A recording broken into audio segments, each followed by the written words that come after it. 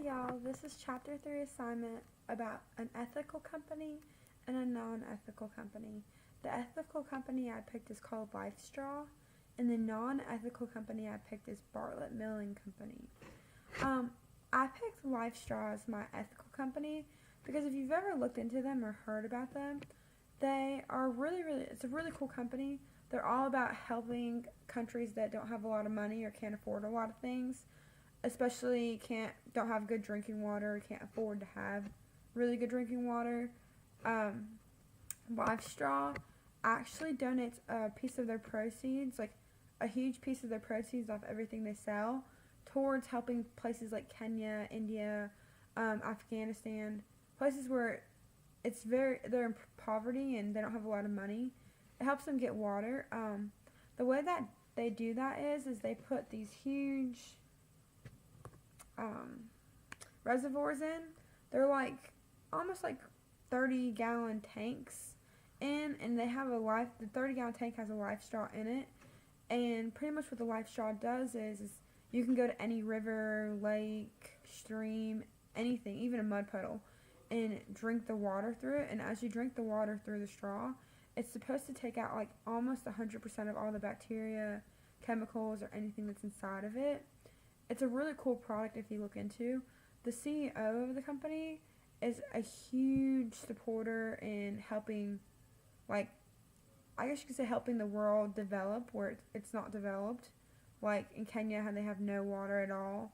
In certain places, he pretty much brings in like these huge reservoirs with this big LifeStraw thing in it and helps them get clean water to drink. Their motto is, we don't just drop off the filters. If you look into like a lot of companies, they show up, they drop some stuff off and they leave and they never come back.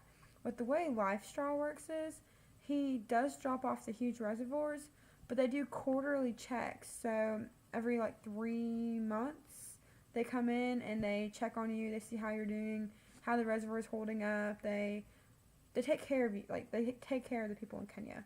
They also have, it's called the water committee. The way a water committee works is they put people in charge of taking care of taking care of the drinking water in the reservoir for the town. So I think LifeStraw is a very cool company to look into if you ever get time. For the non-ethical company, I chose Bartlett Milling Company. If anyone has ever heard about this or anyone has ever fed their feed, I'm not a fan of their feed.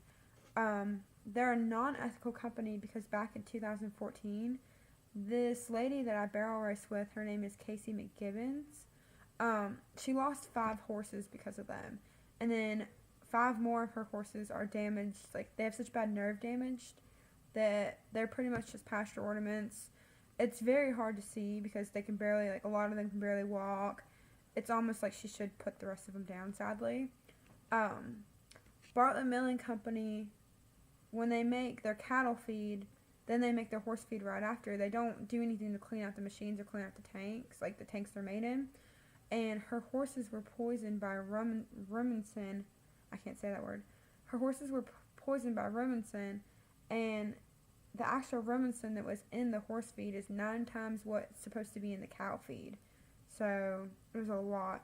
And then on top of it, Bartlett Milling Company didn't want to cover, to pay for her loss. They didn't want to admit that they had made the mistake. They just kind of wanted to sweep it under the rug and let it be. Well, it turns out after a heavy investigation that an employee who had quit previously, like 2 weeks before, had walked into the feed mill and to get back at Bartlett Milling Company, just dumped a bunch of rumensin in on a horse feed batch and didn't say anything, didn't do anything, just left. No one knew about it until they watched the cameras and investigated it a lot. But Casey still says she'd rather have the 5 horses she lost back than the money that Bartlett Mill tried to pay her out on. So that's why I chose them as my non-ethical company. I don't think that they have good practices. If you look into it, they had a flour mill explosion, I think back in 2011, and they had multiple warnings that could have prevented them from that explosion, but they never wanted to do anything about the warnings or do anything about the citations they were getting.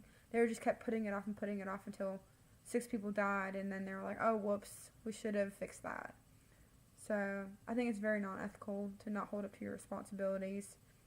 And I think it's very non-ethical to kill 5 horses and not try to own up to it at all and try to say that it wasn't your fault. So that's it.